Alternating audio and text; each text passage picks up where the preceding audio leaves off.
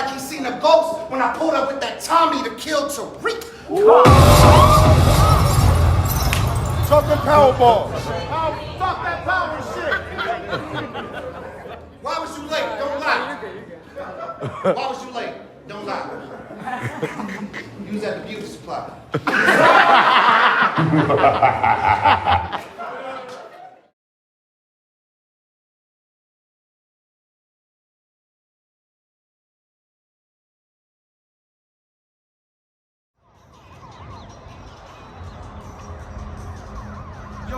Yo, welcome to Bellamy's Random Rantz 615 edition.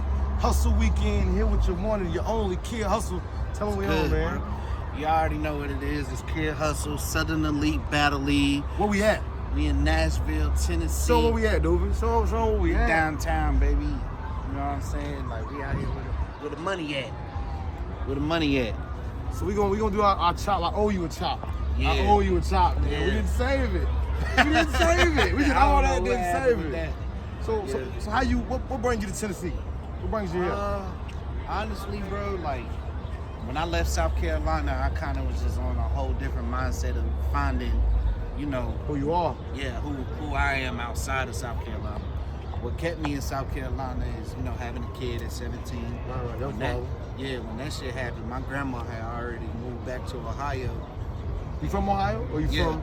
Oh yeah? Yeah, from Columbus. Born in Columbus, Ohio, raised in Greenville, South Carolina. Right. Bellamy Kidd Hussle Road. Yeah, pressure. Hey, shout out to Franklin Saint, man. Yeah. Pressure game. Yeah, you already know. Franklin Saint is like #1. Nashville's home, bro. Like I love Nashville. It's Yeah. like second home for me. I love the vibe. Love it, bro. I love the feel. I love the music. So I say anybody who's doing music, you gotta come to Nashville. you gotta come see Nashville once. Yeah, you gotta It's come more to to Tennessee than the Gatlinburg Mountains. Facts. 5 hours later, you can be here. Yeah, and it's always like this. What you're seeing right now, like we was on the scooters. Oh yeah, It's hey, like that every the scooters day. downtown through the street. Yo, that's wild. That's super wild. So I gotta ask you now. Now I gotta ask you. You can answer this truthfully on camera now. This is truthful. Why was you late? Why was you late? Don't lie. Don't lie.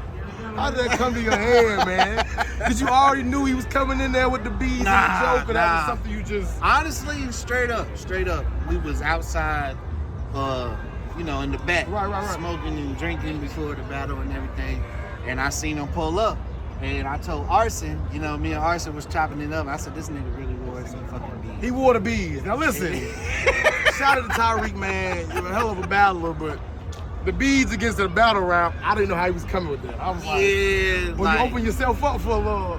yeah, he was confident, you know what I'm saying? I respect that. And I respect that because Tariq was not no slouch. Nah, he didn't just give it to you now. Yeah. Y'all went. It was some back Y'all and forth, went. like, and that's what I wanted the whole time. The energy. You know what I'm saying? Like, before the battle, Right. you know, we was in the room and we was chopping it up, and I had yeah. straight up told you, I was like, I want him to be good because, You feed off that energy. yeah, if he's not good, then people is just gonna be like, Kidd Hussle just watched him. Right. No one's gonna watch it. But if he's actually good, then, you know, people will watch it back and forth like, oh shit, he actually. How many times you watched the battle rap? Shit, I ain't even gonna lie to you, about eight What times. you rank that battle 1 to 10? 10 being that was like a top Kidd Hussle performance. A 5 being that was just you playing with him, and a 1 was like you just showed up. Nah, where you that rank? was definitely like, that was top 10. Top 10? I would rank it at 8 because my third round wasn't as strong as I feel like you it. wanted him too bad. I feel like you was ready to do something to that man. Yeah. Lyrically. I can see the energy. Like he was like, I want this guy. I want this guy. I want this guy. Like, I didn't even. Yeah, the third round was, that was, you know what I'm saying? It was more some talking to him, you know, on some conversation. Like, one-on-one shit. And it was a risk going in, but like I told my niggas, like, I knew my first 2 rounds It was hard. could give them enough to talk about going into that third round. So we're talking about the first 2 rounds. Y'all had a little exchange amongst the people. You gotta talk about the exchange. You gonna give the answer first.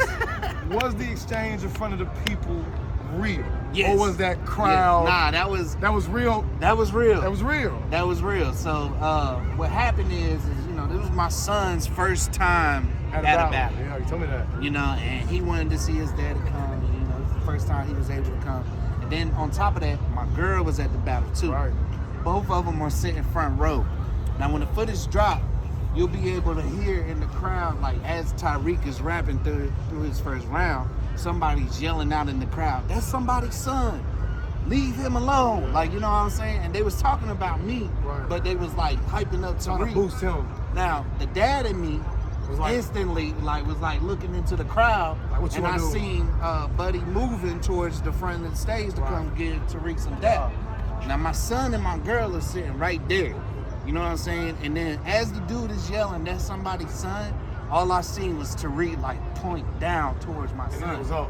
And then I was just like, "Don't do that." Yeah. Like, you know what I'm saying? Like, he did all that extra shit, but I just kind of like stepped to him and was just like, "Hey, bro, keep the shit down." Do you feel his aggression back was real, or that was just him feeding off the crowd? He was feeding off the crowd. You don't think there was no real smoke in it? Nah. I'm just curious. It was too much space and opportunity. Like, if you know the what I'm stage saying? was kind of big. And I put my hands behind my back. I said, if you really feel some type of way, you know, you right here. Because you see on YouTube all the time, you know, these guys that can be at each other like this, and be in the club the same night. How do you balance the entertainment part of it to the actual "boy, I do something to you" part of it? Because it's not a fine line. Like Austin has showed you that. Yeah. It There's ain't no definitely, like, you know what I'm saying. There's definitely been some instances where people took it wrong, right? And it escalated to where it wasn't supposed to. But how often does it escalate? In your case, because you're more of you're a troller. Yeah. I feel like you troll. Yeah, and trust me, I've been told by plenty motherfuckers that they was gonna slap me when they see me, and then nothing happens. Right. You know what I'm saying? It's because, like, you know, how can you stay angry over a comment that someone made on you know what I'm saying? And then these events are like months later. You know what I'm saying? Like, for someone to really hold on to anger, you really kind of being petty. Yeah, like, you just what you trying to prove? It's a battle rap sport. If you didn't want to, you know, go back and forth, why the fuck you hop on a blue app, go into a group, and troll a battle rapper? Like, you know what I'm saying? Then if you're not ready for that exchange, I suggest you just. So does everybody look at it like a sport, or that's just part of your artistry? Yeah, people look at it as sport. Some people look at it as artistry. You know what I'm saying? For me, it's a hobby. Keeps my mind going. Keeps it sharp. Yeah, you know, because coming up in the day, you know, I wanted to be a rapper. So you wanted to be an artist first? You wanted to be more like I don't know, what was you listening to back in the day? Chingy, Nelly, what was the? Okay. I was on some Nipsey Hussle. Okay. Nipsey Hussle. Now, how long was you on Cole. Nipsey? Because everybody said they've been on Nipsey since. Bro, I've been with Nipsey. How long have you really been on with Nipsey? I've been with Nipsey since he was selling his mixtapes for $100. Okay. You know what I'm saying? Yeah. Jay-Z's bought 10 of them bitches, you know, just to let them know, like, what you doing is official. Like, so I've been with Nipsey since, I've been rocking with that nigga since like 2008, man. It's been a little while. Yeah, like 2008, 2009, you know, Nipsey and Lloyd and who was one of my, and I think Drake had just came out too. Hey, Drake came out snapping. Yeah, Drake had just came out. He came out snapping, didn't he? So what did you want to do first? Did you want to be more of a musician and albums and rapping, or when did you know that battle rap was the way you wanted to go? It kind of just fell into my lap. Right. Like, you know what I'm saying? So you gotta think about it. We came up where we came up. Yeah. You know what I'm saying? Shout out to Griff County. and there was a lot of hot artists in Greenville County, even before. We've been had some. It's been a sound. You remember Raymond? He had a song. Yeah, one. Back in the day, like, you know what I'm saying, hanging out the women screaming "fuck the West Side," like that shit used to really ride like through the hood, like, you know what I'm saying. And then I moved to Simpsonville. First thing I see, like, is a bunch of niggas in some white tees walking down Pollard Road, talking about. Shout out to the mile. Yeah, man. walking down Pollard Road, talking about you ain't no gangster, you just like it, talk like it. Oh, talking about the Alphabet Boys. They taking it back. So, you know what I'm saying? And then I'm just seeing this coming up, like, and I'm just like, damn, Greenville really got some. We have a sound. I've been saying that forever. It's a sound right here. Some talent, not just a sound, like, it's some actual talent behind that. And Arson is like one of the main examples of that. Like, no shade to any other Greenville artist, but I just talk. What made me not want to do music as much, and I'm not saying it's like, it's just when you come up Impala Road. And, you know, I'm one of the young niggas, so I came up with Bebe. I came up with Pierre. Right. I came up with Darius. Big Q's over there. Yeah. Long live Darius, you know. For sure. Rest in peace to my dog. Yeah, prayers, condolences. Yeah. You know, I came up with all them boys. Would you guys mind taking a picture of us? I came up, you know, 2008, 2009, and seeing Arson and Street Poet and shout out to Bronx. You know what I'm saying? Like, and coming up with these niggas, like, it wasn't going to no studio just to fuck around. Right, it was serious. Like, you know what I'm saying? Like, these niggas was dead ass, like, in the studio for hours. And, like, you know, I didn't know Josh like that until I started working at McDonald's. Like, I always seen him. I always heard of him, had his CDs, Fire Starter 3. Oh, like, yeah. You know what I'm saying? And I was always telling people, like, I went to school with this nigga. Right. Like, you know what I'm saying? And letting people listen to his music, and people couldn't believe I really knew the motherfucker. And then when I started working at McDonald's in Simpsonville, that's when me and Josh really clicked. You know what I'm saying? Like, became like brothers. You feel me? Because at that time, I think I was like 16. I just found out I had a baby on the way. You know what I'm saying? Man, you was an original father. You was a father. If I was screaming any of this, you hear me like, this was the original. Yeah, and you know, Josh and them kind of like just, you know, I told him my grandma was moving back to Ohio and Paula Road, like just took me in his family. Like, you know what I'm saying? Like, you know, you know how they got the houses set up over there. It was, you know, Josh said, come on, you know, until you get this shit figured out. And that's why that's my brother. You don't find camaraderie like that often. You don't find that kind of love between folks like that. Nah, and it's still like that to this day. Yeah, I like what y'all doing. I love the whole collab. I love how everybody's spawning off everybody to blow a big idea. You feel me? Like it's real, it's bro. popping. Like, for Kilo sure. Camp is not like, what people don't understand is Kilo Camp is not a group. It's dead ass a way of life. Like, you know what I'm saying? Killing individuals lyrically overnight. Like, that's where Kilo Camp came from. And shout out to Shotty Raw, aka Trap Bandicoot, my nigga Marquell. He the one who came down from New York, already had a deal in the works, and put everybody onto this rap shit. So he was the one that kind of paved the way for the direction. Yeah, he the one told Josh, like, bro, you too talented. Get your ass in the studio. He the one brought us battle rap. Hey, look, my niggas from Fountain Inn started a battle league, like this shit. Hustle, Arson, come with me. You know what I'm saying? We went to an event, fell in love with it. That's when I was like, addicted. Yeah, I was like, I could do that. You know, I may not could get on a song every time with Josh and Brown, but I know I can beat you up with these words. Why was you late? I'm never letting that go. Why was you? I want a shirt. Bro. Why was you late? So who would you say is your biggest? Who is your rival? Ash Ketchum had so-and-so. Goku has Vegeta. You know what I'm saying? Everybody has like an arch nemesis. Who is your arch nemesis? In battle rap, I don't have one. Okay, that's shit. I don't have one. Shit, I'm probably a lot of people's arch nemesis. Like, you know, there's probably a whole band of battle rappers who don't like Kidd Hussle. Right. You know, and I was explaining this to you in the room one time. It's like playing 2K with a motherfucker who talks shit. Right. You know what I'm saying? And then you just can't beat them, but they keep talking shit the Over entire and over time and over and over, and then you just get tired of that shit. Like, now you mentally fucked. Yeah, once like, I'm in here, anime. And that's how it is with me in battle rap, because, you know, a lot of these niggas take this shit serious, because if you do take it serious and you do apply yourself and you do battles like on a monthly basis and you're actually fighting and you can actually go places in battle rap. Battle rap is humongous. Yeah. I feel like it's bigger than URL. Everybody just naturally thinks URL. Shout out to URL, but I feel like it's a lot of other leagues. URL is the big checks. Right. You know what I'm saying? But you can still get those big checks from smaller leagues who want to have that look for their league. You know what I'm saying? So how does that work? Like, who is it, like drafting, or are you signed to one league and you battle on another league? You know, battle rap was so new, everything, there was really no paperwork until URL started making shit official. Contracts. You know what I'm saying? And URL, when you get to URL, RBE, and KOTD, that's when contracts become involved. But as far as like locally, like shit that I'm doing for real, like Southern Elite, there ain't no like real contracts, but I'm always gonna be Southern Elite, Battle League roster. because I'm just loyal. Like my niggas. Is that where you started? Yeah. So you started with them? Yeah, I started with them, and then there was another battle league at the time called No Ransom. Shout out to Cat. You know, he's the one who does the Weirdo clothing line. And he had a battle league back in the day, but it kind of fell apart.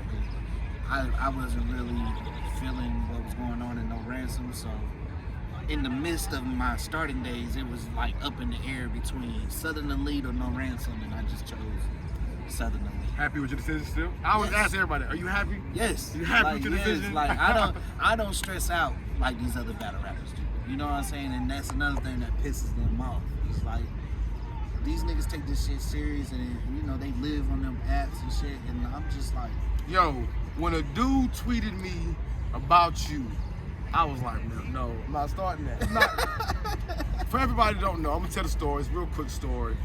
I had shared something that was like, yo, the city behind you, Hussle, man, good luck on your battle. Some guy named, I don't even know the guy's name, Brandon, Breezy, Britton, whoever, was like, how are you gonna something with no city behind you? You know, I didn't know niggas really play with Twitter on that back and forth. yeah. No, sir. I can't respond to you on Twitter. I cannot respond to you on Twitter.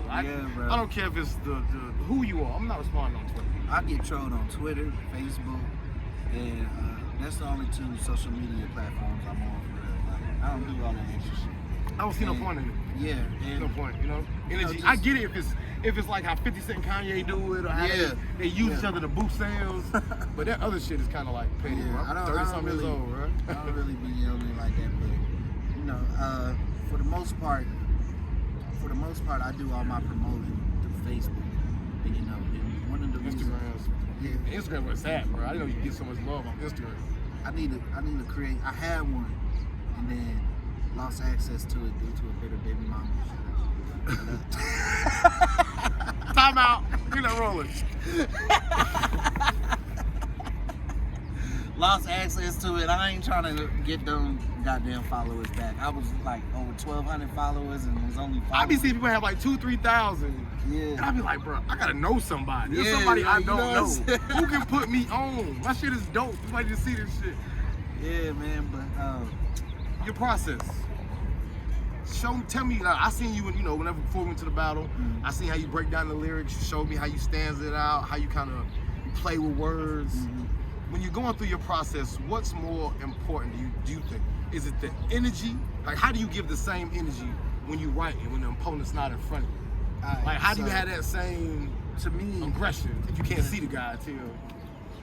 I don't give that aggression until the day of. So you write it normal. You sober. Yeah, right? I'm writing it normally, and and I'm just like, ooh, this build up would be crazy. And that's the most important part to me is the build up. Because, you got different kind of characters in battle rap. You got your rappy rappers like Tariq. You got your swagging rappers, and you got your shit talkers, which is me. And when you a shit talker, you kind of can swag that shit out more than worrying about putting a bunch of words in there. You know what I'm saying? And it's all about the build-ups for me. Because if the build-up is perfect, I got you hanging on every word. That punch is gonna make it. Yeah, you gonna feel that. Yeah, you know what I'm saying? Because once you get to that punch, you're gonna be like, ooh. Why was you late? Why? No, but seriously, what do you think what does your style bring to the table that nobody else you think is doing, or you say they're not doing? What makes you unique from everyone else? What separates you? Shit, right now I'll just say the shit talking and the trolling and the ability to back it up.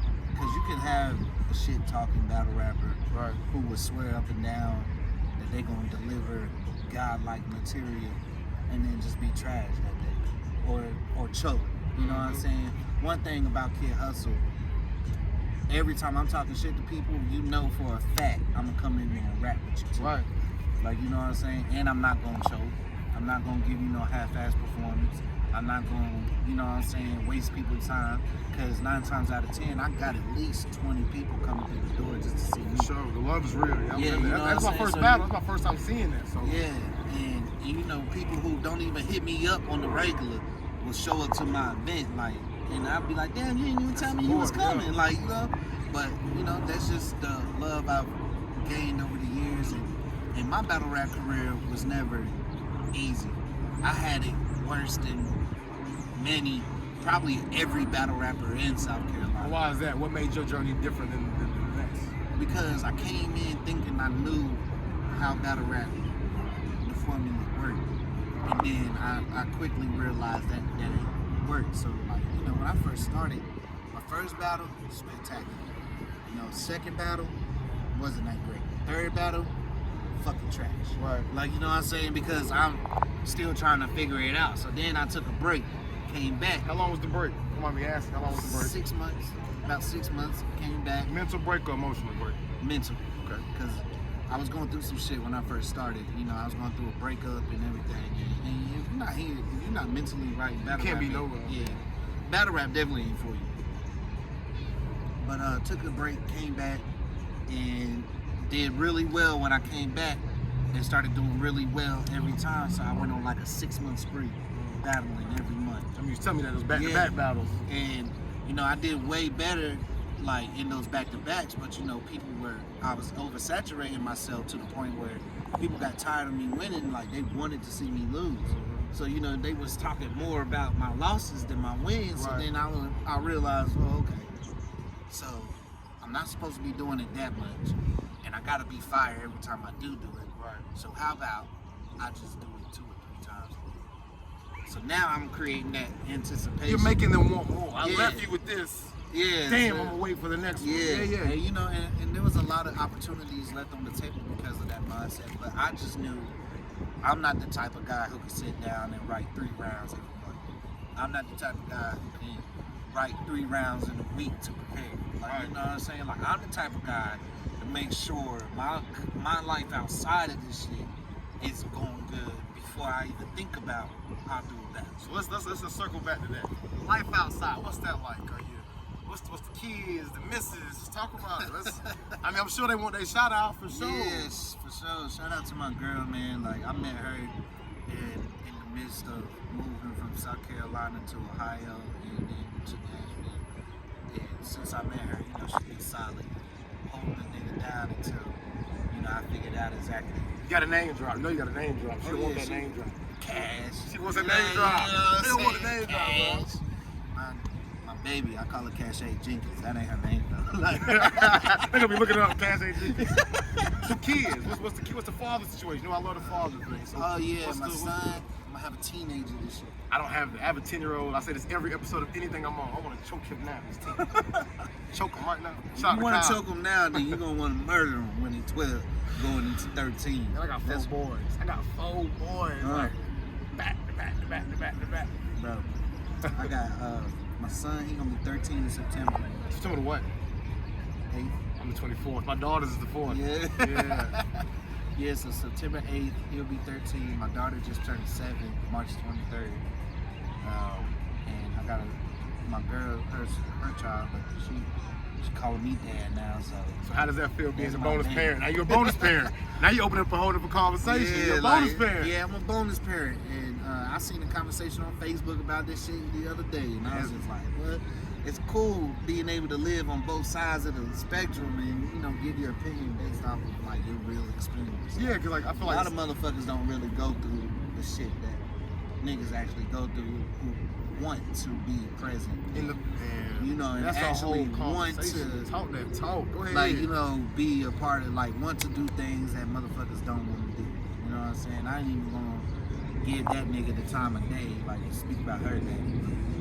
You know, at the end of the day, Chloe knows she got somebody that's gonna be there for her, like, regardless. See, that's one thing I can't say that I can speak on is the bonus parent, because I got a gang of 7, but they're all my they're mine. They're all mine. Yeah. I can't pawn them off over there. Nah, man, bring that ass here. How do you balance? I look at myself as a mogul now. I'm like, I am a brain. I'm a walking brain. I feel like you the same way. We talked about this. Yeah. So how do you balance being a business by yourself, a brand, a spouse, and a father? How do you put all that in 24 hours? Because I don't sleep. I sleep maybe 3 hours a I day. feel I'm like Bruce you Wayne in this can't motherfucker. Put it all in 24 hours. You gotta compartmentalize. Like, That's why I struggle. I struggle. yeah, there. like I you struggle have there. to. If you don't learn how to do that, then it's gonna be crazy because, you know, like, and there's some days where I forget to call my kids. you know, because I got so much going on. But my focus right now, when I left South Carolina, I told them Daddy was leaving so I could create a better life. Like, yeah, it was cool while Daddy was there. You can come over to Daddy's house anytime and during the week, on the weekends. You knew that. But when you want something better, you went out. You had to make a way. Yeah. I did it. Did the same. Me and him did it. Same way. You know, and not saying like shit sucked in South Carolina. I'm not saying that. I just knew You wanted to reach further for me out here, Your like, journey, out in the world. your journey like, took you somewhere else. Yeah, and I'm a traveling man. Like, you know, I never wanted to just stay in one spot. That's never been my vision. Me too. I like to move. I love to move like, around. I gotta love to move move around. and I want to see the world. Like, you know what I'm saying? And one thing I tell my daughter all the time is like, baby girl, I'm gonna give you the world, but I gotta show you everything in it first, First. so you can see I if like you want that. it. Like, you know. Like, you know what I'm saying? So like, I like and I tell her that, and she finishes it before I can say it. Yeah, now, I like you know? that. Yeah. And that's just the truth. Like, you know, like, why would you want to give somebody something you don't know everything about? Right. You can't expect to teach them if you don't know.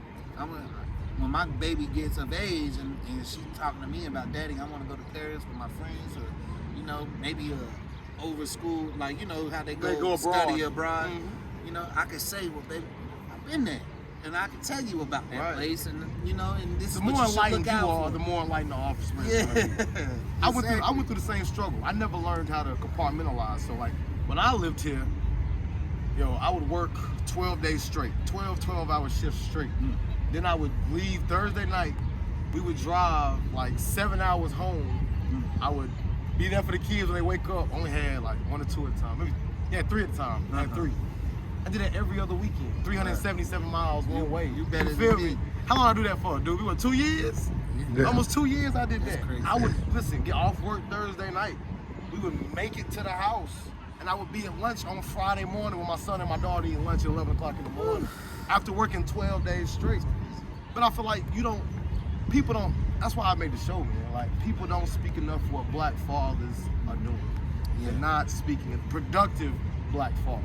And even with me being gone, you know, my son, I'm sending him cash apps every time he needs something. Dad, I need shoes. Got you. Dad, I need my haircut. Got you. Dad, this field trip. Got you. You know what I'm saying? My daughter's mom, she lets me know anything that my daughter needs.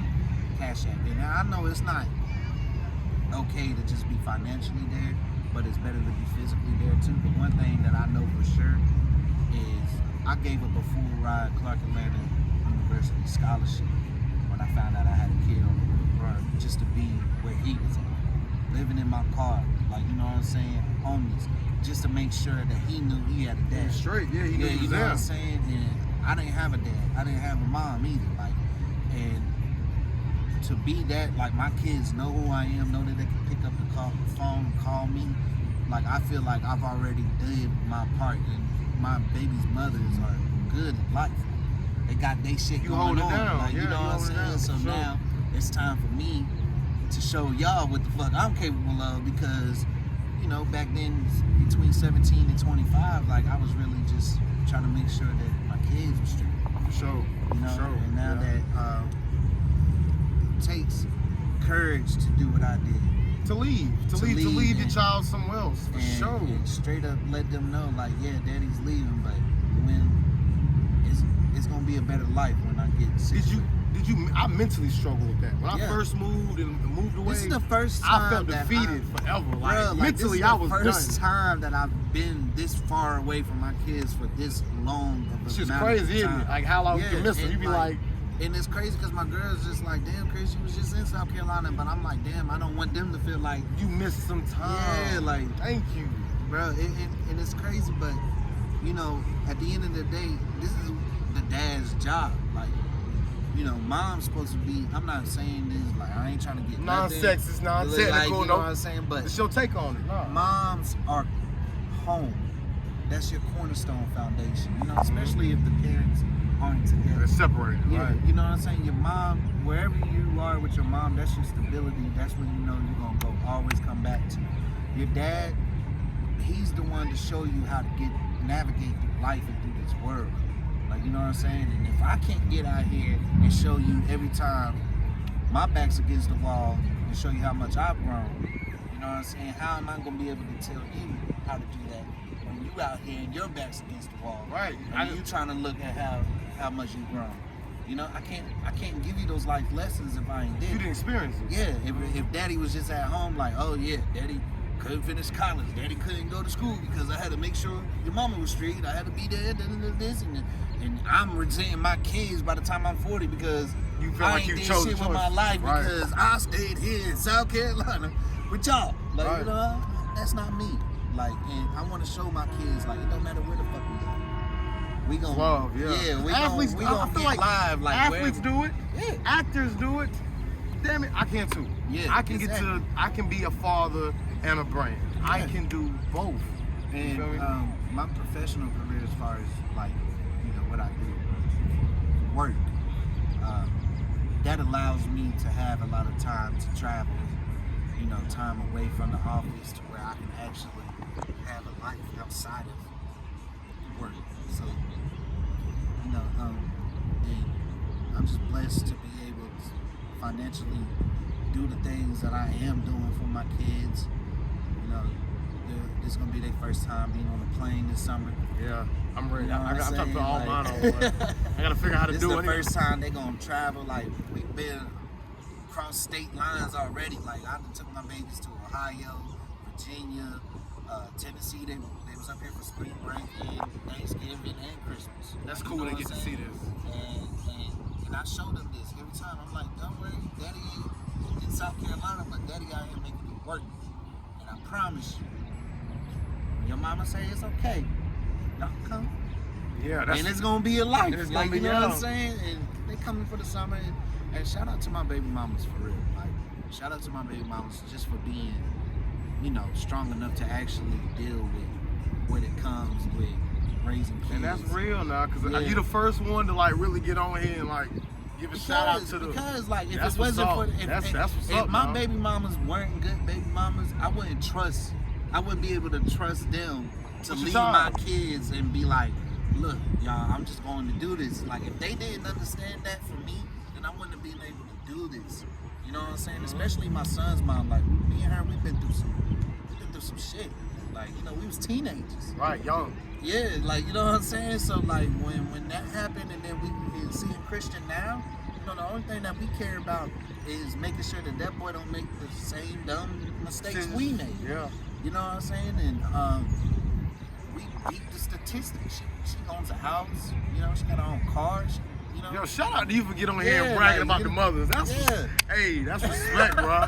You the first. I mean, cause yo, it's rare you meet people that, like I said, my situation isn't the most beautiful situation, but shout out to both my children's mothers. Like, I love that. Yo, shout out to y'all, cause without y'all, I couldn't be doing what I'm doing now. So I'm forever thankful.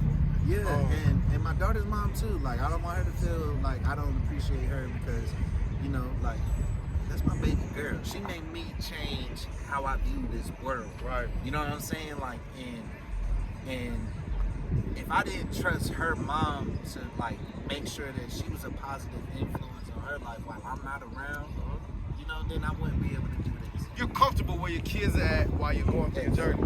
That's a beautiful thing to have your headspace clear. Yeah, like, and you know, and they allow me to be a part of my kids' life unconditionally. Shout out to them for that. Shout out to y'all for that. I don't have no, and that comes from hard work. Please do not get it twisted. Like, baby mamas are not just this easy to deal with. Like, you have to actually be in them kids' life. Show them that you are willing to be their father. Like, and then some. Yeah, like, trust me, I was on child support. Like, you know, I was on child support, but my baby mamas actually was like, you know, Chris, you do a lot. The kids are with you whenever they want to be with you. Like, you get them on the weekends when you ain't supposed to have them, so they took me off. You know what I'm saying? I think that's cool that you saying that, because a lot of niggas don't ever get out that situation. And it's hard to get out that situation, but you have to, you just have to be real with yourself. If it's really that bad, like, what are you doing to not make it better? So here's my question before we move on to my last question. Is the child support system set up efficiently for mothers and fathers? No. It's a backwards system that needs to be redone. Okay, I'm gonna throw a brick at it. Just let y'all know, I will be the one to take this down. I'm telling y'all. Y'all laughing now, me and my but girl had this argument because her child's father pays child support, but and it's like $85 every 2 weeks. I ain't gonna do no math on that. We do no math on that. I'm out of that. And I say to myself, like, bro, when I was paying child support, nigga, I was working at TD Bank. Like, you know what I'm saying? Like, let me just go ahead and say, like, it was at least $300, $400 coming out of every check. Right. You know what I'm saying? And one thing I tell her is, like, because he's not that great of a person, I'm not gonna go into all the details. Let's just say, like, you know, it's not safe. She can't trust him to be around her daughter alone. Okay. You know what I'm saying? You ain't gotta send no more on that. Yeah, you ain't gotta send no more. And because of that, I be telling her, like, if you're gonna make the decision, like, to not really involve him, then, you know, take that nigga off child support. It gets tricky now. It's like this. He feels like he has so much say-so because I pay $85. Like, yeah, when the fuck I'm gonna go? I'm gonna pull up.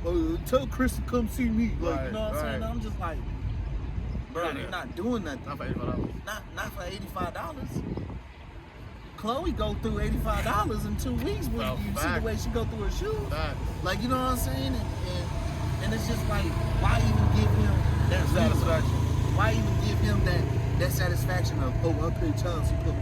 For me, I don't like, think it's not. For me, it's not the child support. It's not the child support. Come on, I don't mind talking about it, man. For me, it's more about the establishment of what it is. Like, boom. Nah. Next episode. See, I'm gonna leave y'all with that. I'm not even gonna. Y'all was waiting for me to go through my shit. Nah. Dad Group Project. Gonna brand myself. Dad Group Project. So before we jump off here, man, enjoy what we gotta enjoy, man. What's next for Hussle? What's next for Chris? What's next? Period. What we got next? Shit, right now we're working on getting rich. Tell them motherfuckers again. Tell them again. We working on getting rich over here, but you know what I'm saying? And right now, like, you know, a lot of things are lining up to where that's gonna happen sooner than later. Yeah. You know what I'm saying? So as far as the brand of Kidd Hussle, direct that to energy to Arson. You know what I'm saying? Direct that energy to Franklin Saint. Like, yo, Franklin Saint, what's happening? To my nigga, he got the #1 album in South Carolina right now. I feel like Lil Wayne gonna spin the world. It's gonna go crazy. I told him, I said, bro, all right, look, I'm gonna get in the studio, we're gonna do a remix, and I'm gonna be like, she said, I'll never be a Drake. Boy, that'd be fire. Do the whole remix, like do a remix of Rantz when Lil Wayne introduced Drake. When he played it, man, look, Shawty Round played it for me at the Arson interview.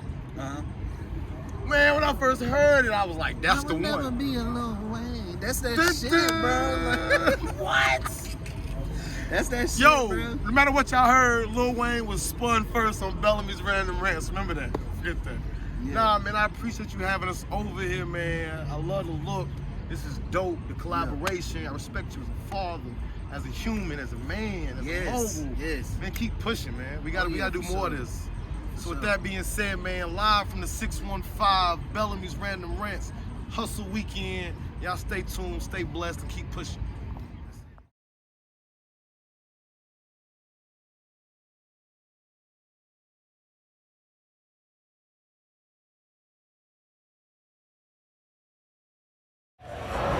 In traffic with it. All right.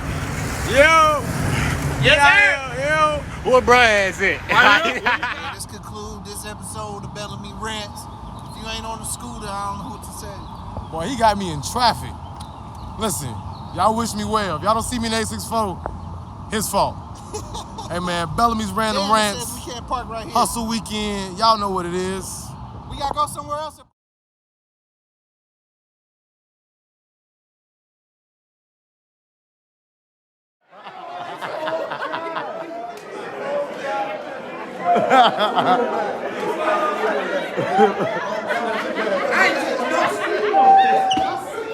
I be up late nights. Those creepers. Fuck a battle. I really fought demons, putting pieces on the Libra scale. His life was my freedom. Fuck it, let's remix it. Came to his face, I got teeth twisted. Battle rap takes That's crazy. Go! That's crazy. Talk that shit. Keep fighting. And that's it. Keep fighting. Battle rap takes me to a dark place. I like to revisit. Takes me to that time of need when I was 17 with 2 mouths to feed, selling weed off the same car I used to go to sleep, thinking, what can I return to Walmart with no receipt? Stop that count.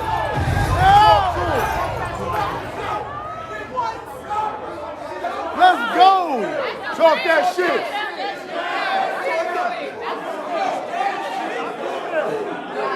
Some struggle balls.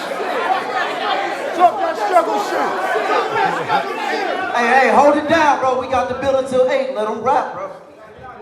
Thinking, what can I return to Walmart with no receipt? Shit got dark for me, just like it did for you. I was robbing billionaire corporations. Y'all be robbing niggas who look and struggle just like you. This shit's crazy. Y'all really lazy. You lack conviction. That's why your punches have a hard time connecting. It's a landmine. Meanwhile, I walk around talking my shit, making the crowd explode out of nowhere. I landmine. What? Talk to him. Talk to him. That's crazy. Keep fighting. I'm like that. Keep fighting. Keep fighting. Let's go. I like that. I landmine. Side note, they say the music you listen to can shape your personality. Personally, I believe that's reality. You don't agree? Pete. My favorite rapper is Jay-Z. I just happen to fall crazy in love with chasing a beat. I'm never laughing. I go about that bag different. I bossed up and it turned into a Bad Girls Club reunion. I be chilling with mad bitches. Some say I'm cocky, I call it confidence. I'm a pilot in my cockpit. It's a plane difference. See, I knew in order to take off, I needed the right wind to elevate. I had a plane vision. See, it took a couple crashes in the field to get it right, brother. But now that I got my